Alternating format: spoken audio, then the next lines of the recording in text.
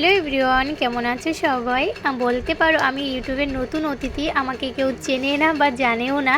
তো আমি তোমাদের সাথে আজকে ছোট্ট একটা ব্লগ শেয়ার করছি। আমি এই চ্যানেলে আমার শর্ট আপলোড করে থাকি, বাট কোনো লং ভিডিও আপলোড দিই না। তো ভাবলাম আজকে তোমাদের সাথে শেয়ার করা যাক।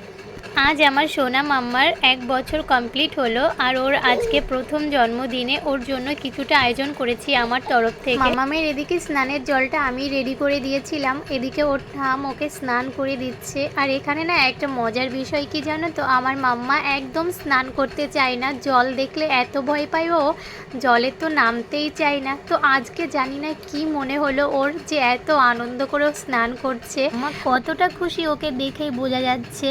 তো জানি না আজকে কি এমন হয়েছে, হয়তো বিষয়টা বুঝতে পেরেছি আজকে ওর বিশেষ কোনো দিন, যার জন্য ও একদম চুপচাপ আছে, কোনো কান্নাকাটি করছে না। আমাকে স্নান করিয়ে এদিকে রেডি করে দিয়েছি, তারপর আমিও রেডি হয়ে নিয়েছি। রেডি হয়ে আমরা এখন মা মেয়ে বেরিয়ে পড়েছি। যাচ্ছি কোথায় চলো তোমাদেরকে বলি। আমরা যাচ্ছি আজকে পুজো দিতে, সোনামায়ের নামে পুজো দেব। আর আমাদের এখান থেকে বেশি দূরে না, যেতেই 15-20 মিনিট মতন সময় লাগে। তো আমরা যাচ্ছি জহরা কালীবাড়িতে। আমরা যে মন্দিরটা যাচ্ছি সেই মন্দিরের নাম জহরা কালীবাড়ি, এখানে কালীমা থাকে।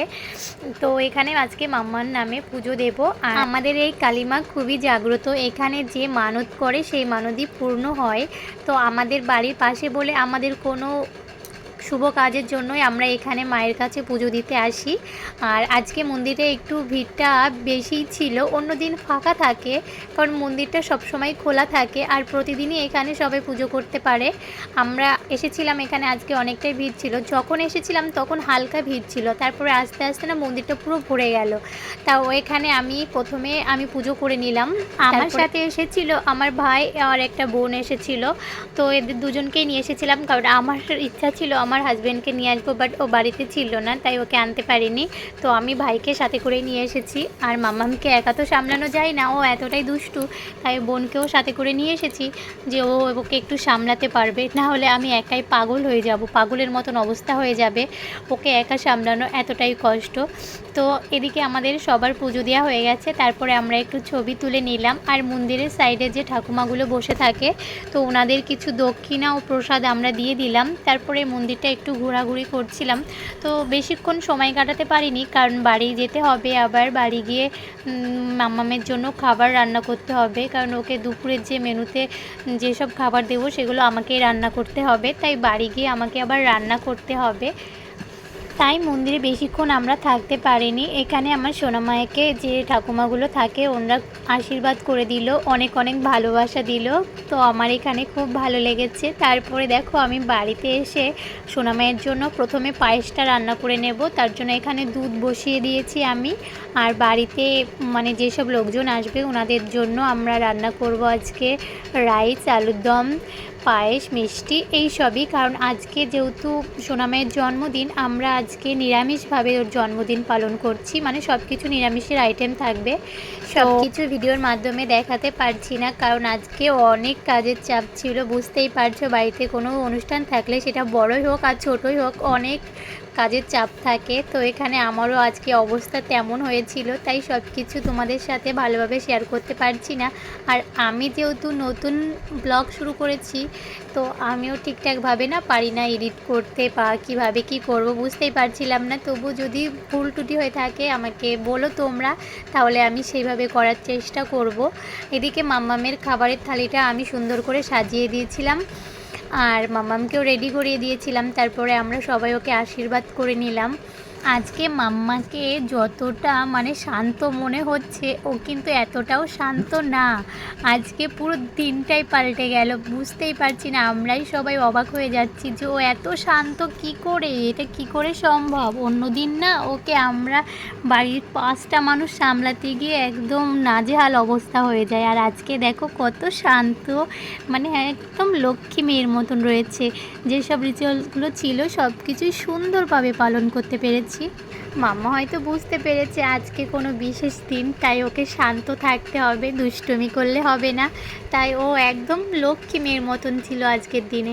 ওকে সবাই এখানে দেখো পয়সা দিচ্ছে, পয়সা খুব চেনে, মানে ওকে যে পয়সা দেবে তার হাত থেকেই নিয়ে নেবে, মানে ওটা মিস করা যাবে না, ও এটা ভালো করেই বোঝে। গান চালানোর পরে মাম্মা এদিকে নাচ শুরু করে দিয়েছে। এখানে ওর নাচ আমরা কেউ থামাতেই পারছিলাম না। সত্যি আজকে মাম্মা এত খুশি, এত আনন্দ করবে আমরা কেউ ভাবতে পারিনি। মাম্মামকে যেখানে বসে কেক কাটানো হবে সেখানে সুন্দরভাবে সাজিয়ে নিয়েছে ভাই। এখানে ভাইয়ের ডেকোরেশনটা কেমন লেগেছে তোমরা অবশ্যই আমাকে কমেন্ট করে জানিও।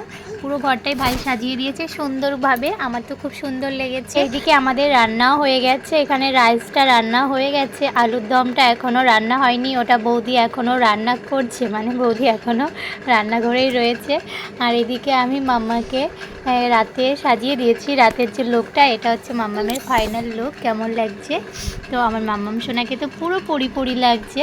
এখানে পরি সাজিয়ে দিয়েছি আজকে, আর ও খুবই খুশি, ও শুধু নেচেই যাচ্ছে। এদিকে গান চলছিল তাই ও এত নাচ আনন্দ করছে। আমাকে দেখে আজকে আমরা সবাই অনেক খুশি, কারণ ওকে এত আনন্দ করতে দেখে আমাদেরও সত্যি অনেক আনন্দ হচ্ছে। তো যাই হোক, আমাদের অনুষ্ঠানটা বেশ সুন্দরভাবে আমরা করছি ছোটোখাটোর মধ্যেই।